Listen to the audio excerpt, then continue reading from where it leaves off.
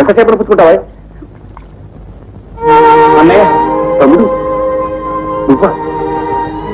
అన్నయ్య, చివరికి నేనేడని చూసి కూడా నువ్వు భయపడే స్థితికి వచ్చావన్నమాట. అంతా నా కర్మ. సరే, ఇంట్లో అంతా బాగున్నారా? బాగానే ఉన్నారు.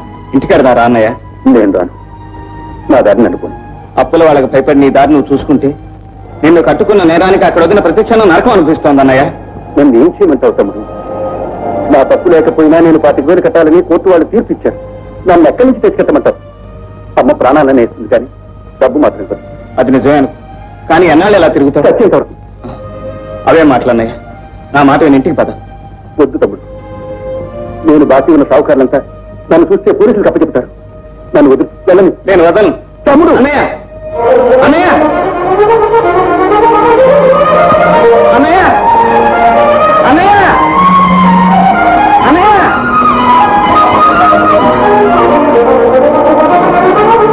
అన్నయ్య.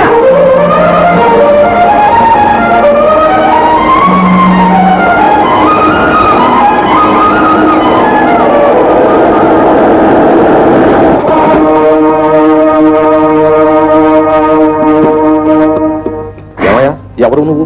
ఊళ్ళో ఇన్ని కార్లు ఉండగా చూసి నా కారు కింద పడి నువ్వు చచ్చి నన్ను జైలుకి పంపించి ఆ తర్వాత ఇంతకీ నువ్వు పోలీసులు తరుగుతున్న దొంగవా, ఆత్మహత్య చేసుకోబోతున్న నిరుద్యోగివా? నువ్వెవరైనా నాకు అనవసరం. ఇదిగో చూడు, ఈ 10 రూపాయలు తీసుకో. అంతగా నువ్వు చావాలనుకుంటే ఏ ఆర్టీసీ బస్సు వెతుక్కో. ఇక నా రెండో పాయింట్. అయ్యా, రెండో పాయింట్ గారు, తమరు చాలా పాయింట్లు చెప్పారు, కానీ అసలు పాయింట్ వినండి. నీ అసలు పాయింట్ నాకు అనవసరం అయ్యా. వెళ్ళు.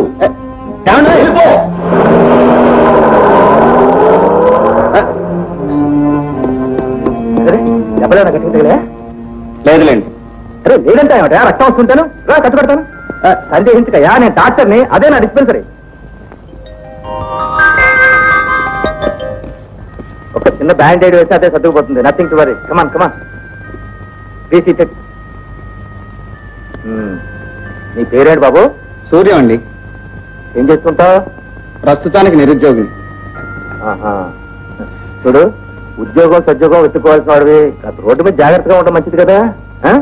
Of course in this case the driver is to be blamed అనుకో, కానీ రోడ్డు మీద మన జాగ్రత్తలో మనం కూడా ఉంటే మంచిది.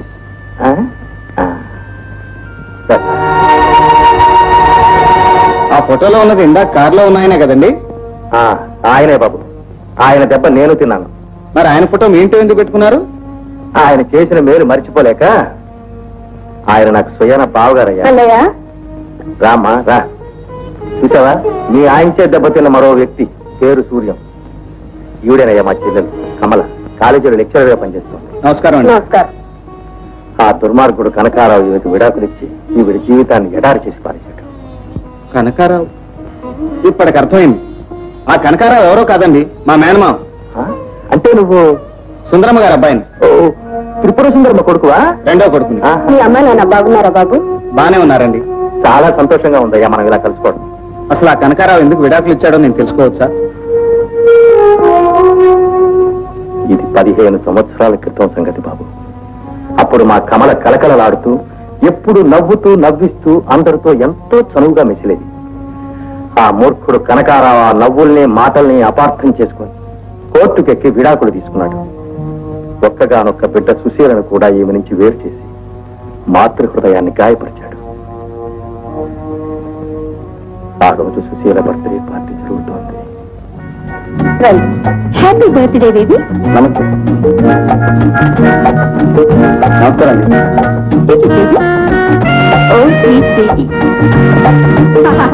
అబ్బాబ్బాబ్బా, ఇంద్ర భవనంలాగా ఉంది. ఇల్లు అంటే ఇది ఇల్లు. మన కొంపలో ఉన్నాయి. ఎందుకు చెప్పానుగా నేను. డాక్టర్ గారు బాగున్నారా? తిరుపతి దేవుడి దర్శనాలు దొరుకుతుంది, నీ దర్శనం దొరకడం లేదు. అమ్మ కమల బాగున్నా? మంచి సమయానికే వచ్చావు. అవును, ఏంటి పండగ ఇంట్లో? అమ్మాయి పుట్టినరోజమ్మా. అలాగా? మా తల్లి అమ్మా, మేము మా బంగారే. చేతులు ఏం లేకుండా వచ్చాము మనం. సగ్రమయ్య పెట్టి దీర్ఘాయుష్మంతరాలే వర్చులు. అన్నయ్య, నీకు అర్జెంట్ గా మాట్లాడాలి, అందుకే అప్పారావు కూడా తీసుకు. అలాగే మాట్లాడదామమ్మా, ముందు పండగ కానీ. అమ్మమ్మ, మళ్ళీ నీకు తిరిగి దొరకదు, నేను నమ్మడానికి లేదు. అర్జెంట్ గా మాట్లాడాలి, చాలా ముఖ్యమైన విషయం. అప్పు త్వరగా. అలాగే బాబు. అన్నయ్య, అదే నేను ఆస్తి విషయం మాట్లాడతాను. మన ఆస్తి?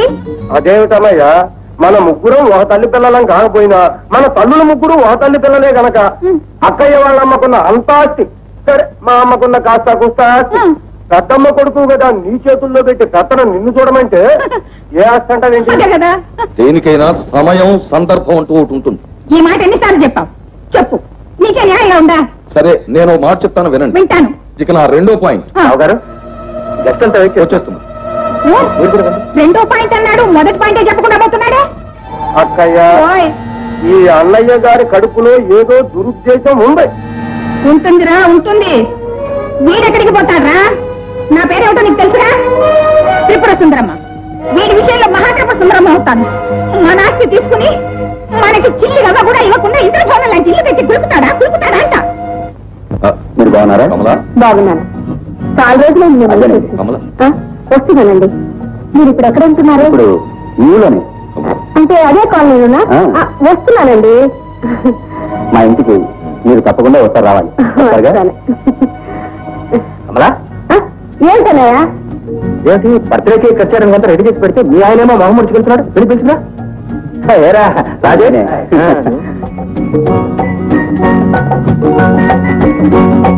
ఏమండి గెస్ట్లందరినీ వదిలిపెట్టి మీరు పైకొచ్చారేంటి? నేనెందుకు? పార్టీ నడిపించడానికి గెస్టులు నవ్వులతో ఎంటర్టైన్ చేయడానికి నువ్వు నవ్వుగా. ఏంటండి మీరు అనేది? ఏ ఉంటుందమ్మా, పరాయి మగ వాళ్లతో నీ ఇటైకలు పక్కపక్కలు చూసి బంధువుల మాకే ఊళ్ళు మండుకుంటే కట్టుకున్న మగుడు పాపం ఎట్టా ఉంటుంది? ఏమిటయ్యా మాట్లాడేది? అసలు రాజేష్ పార్టీకి ఎందుకు పిలిచినట్టు? నన్ను ఇన్సల్ట్ చేయడానికేగా. అదేంటి బాబు గారు, రాజేష్ మాతో చిన్నప్పటి నుంచి ఒకటిగా పెరిగినవాడు. పైగా ఇంటికి వచ్చిన అతిథితో కాస్త నవ్వుతూ మాట్లాడితే తప్ప? దామోదరం, మాది కట్టుబాట్లతో పెరిగిన సాంప్రదాయమైన కుటుంబం. మా ఇళ్లలో ఆడవాళ్ళు నలుగురిలో తలెత్తుకు తిరగడానికే సిగ్గుపడతారు, మరి ఈ ఇంట్లో అదేమిటో? మా ఇంట్లో ఆడవాళ్ళకి 10 మందిలో తలంతుకు తిరగాల్సిన కర్మ ఇంతవరకు పట్టలేదు. బావగారు, మా కమల కాలేజీలో చదువుకున్న పిల్ల, సంస్కారం కలదు. కానీ మీ కమల చిరునవ్వులు కన్నీళ్లు నాకే పరిమితం కావాలి.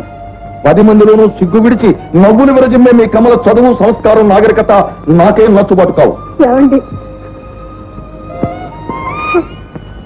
నన్ను మీరు అపార్థం చేసుకుంటున్నారు. కాదు, పూర్తిగా అర్థం చేసుకునే మాట్లాడుతున్నాను. కూరంతలు కొండంతలు చేయటం ఏం బాగోలేదు, నా మాట వినండి బావగారు.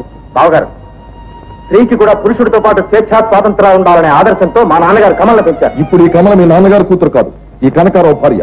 పైగా స్త్రీకి స్వేచ్ఛా స్వాతంత్రాలు ఉండడం అనర్థమని ఆది నుంచి నేను నమ్ముతున్నాను. ఇక నా రెండో పాయింట్, ఇదే విషయం కమలతో 1,00,000 సార్లు చెప్పాను, అయినా లక్ష్య పెట్టలేదు. ఏమండి, తెలిసి నేనే తప్పు చేయలేదు. తెలియక మీ మనసు నొప్పించంటే నన్ను క్షమించండి. భార్యాభర్తల మధ్య అభిప్రాయ భేదాలు వచ్చాక ఇక ఆ సంసారంలో కల్లోలమే తప్ప మనశ్శాంతి ఉండదు. బావగారు, క్షమించమనంత ప్రాధాయపట్టు కూర్చోవడం బాగలేదు. దీనికి పర్యవసానం ఏమిటి? కోర్టులో చెప్తారు. వాది ప్రతివాదులైన కలువకొలను కనకారావు, సదరు వాది ధర్మపత్ని అయిన కమలమ్మ మనస్పర్ధల కారణంగా 2 సంవత్సరాలు విడిపోయి ఉండటం వల్లను వాది ప్రతివాదులు అంగీకరించడం చేతను సదరు విడాకులను ఆమోదించడం జరిగింది.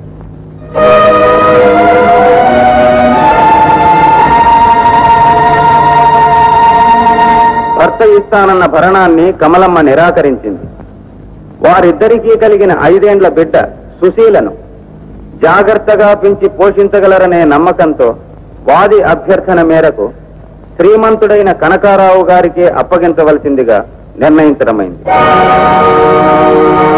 మా కమల దురదృష్టం, ఆ కోర్టు తీర్పు కూడా కనకారావుకు అనుకూలంగానే జరిగింది. భర్తకు దూరమైన భార్యగా, బిడ్డకు దూరమైన తల్లిగా ప్రతి క్షణం బాధపడుతూ ఉంటే చూడలేక నేనే కాలక్షేపం కోసం లెక్చరర్ పని చేయమన్నా. నా కోసం నేను బాధపడ్డం లేదు, కానీ అన్యం పుణ్యం తెలియని నా సుశీల ఆ భవనంలో బందీగా తయారైంది. అంటే ఏముంది?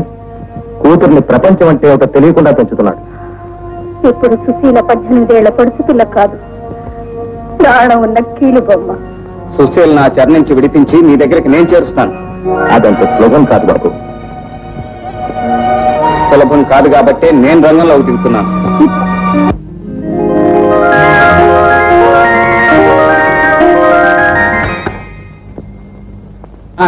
నక్కా రామారావు రమ్మని చెప్పు. అలాగేనే.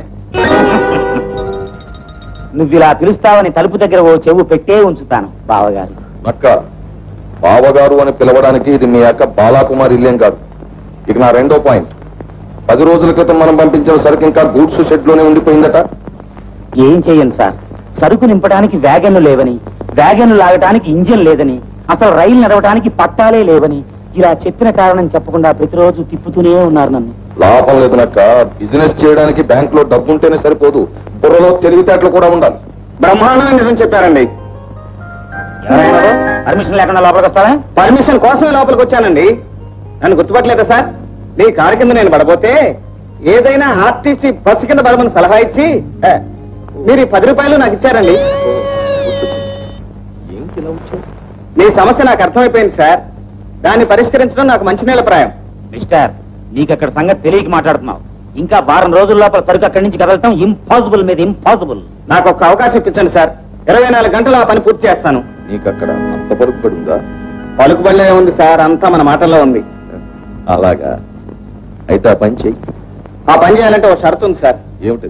మీరు నాకు ఉద్యోగం ఇవ్వాలి. ఉద్యోగమా? సరే, ఆ పని పూర్తి చేయి, నీకు ఉద్యోగం ఇస్తాను. ఇక నా రెండో పాయింట్. అన్నిటికంటే ముందు పాయింట్ వినండి. ఇక్కడ ఉద్యోగాలు ఖాళీ లేవు. ఉద్యోగాలు ఎందుకు ఖాళీగా లేవు? అతను చెప్పిన ప్రకారం ఆ పని పూర్తి చేసుకొస్తే నీ ఉద్యోగం ఖాళీ అవుతుంది. ఆ ఉద్యోగంలో అతను జాయిన్ అవుతాడు. Thank you sir. ఈ 10 రూపాయలు అడ్వాన్స్ గా ఉంచుకుంటాను. వస్తా బ్రదర్. సూర్యం, గూడ్స్ వేగలు సంపాదించడం అంత తేలిక కాదయ్యా. నువ్వెందుకు ఇచ్చావు అతనికి హామీ? ఉద్యోగం కోసం, ఆ తర్వాత మన కార్యసాధన కోసం. ఇక హామీ అంటారా? మీరున్నారుగా. మొత్తానికి అసాధ్యుడు ఎవరు? సరే, ప్రయత్నం చేద్దాం.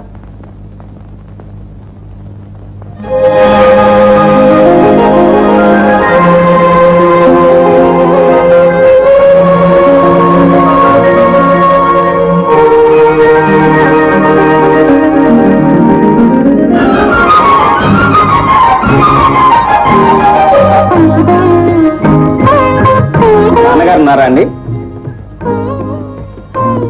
నాన్నగారు ఉన్నారా అండి? ఏంటండి, మీకు మాటలు రావా? మా నాన్నగారే పరాయి మగవాడితో మాట్లాడకూడదు, చూడకూడదు అన్నారు.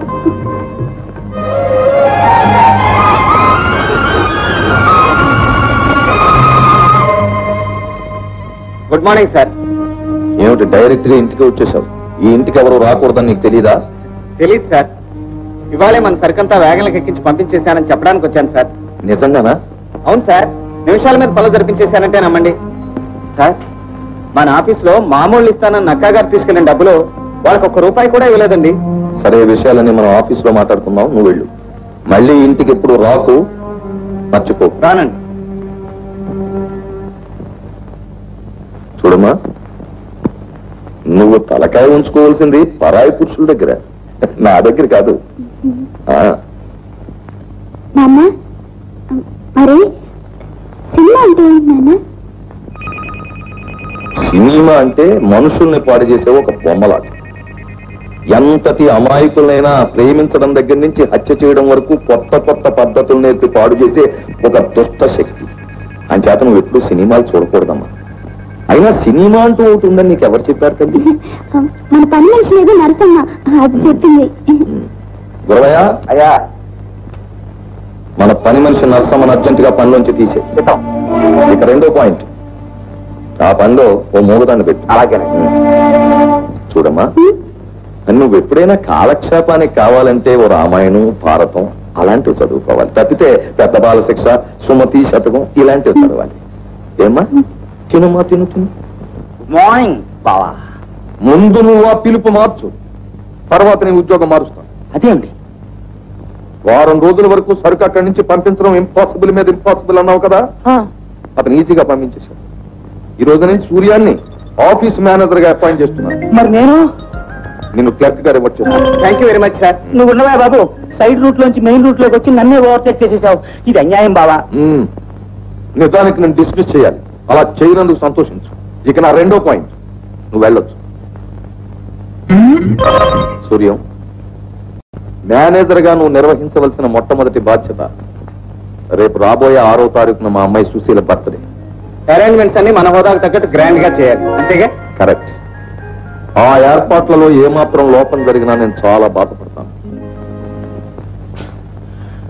నాకింత భారీ ఎత్తున అన్యాయం జరిగిపోతుంది అనుకోలేదక్క. చెట్టంత అక్కవి నువ్వు ఉండి కూడా నేను ఇలా ఎండిపోతాను అనుకోలేదు.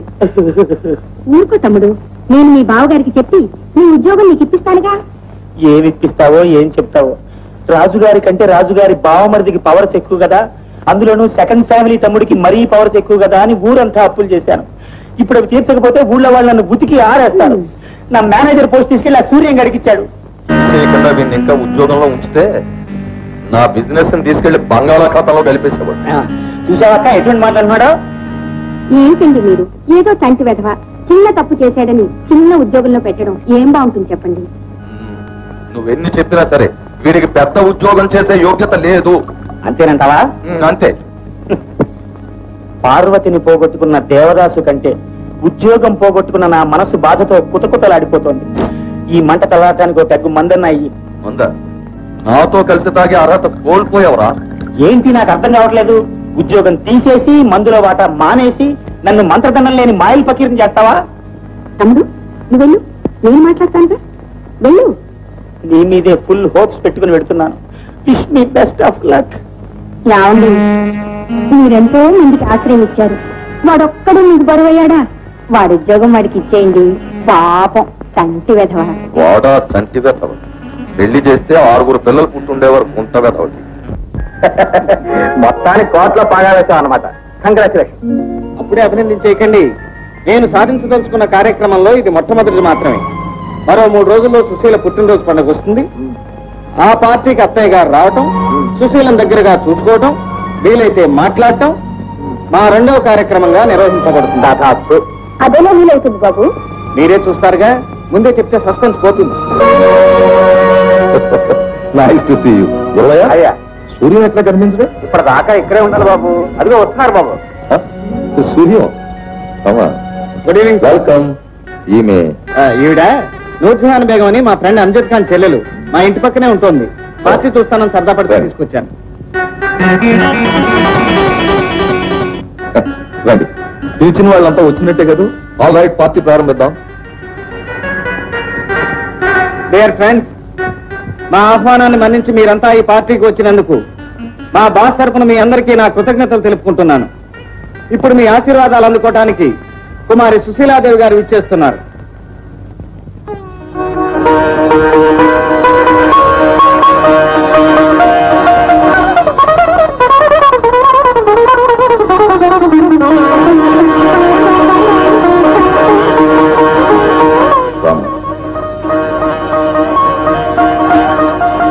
కేక్ కట్ చేయమ్మా.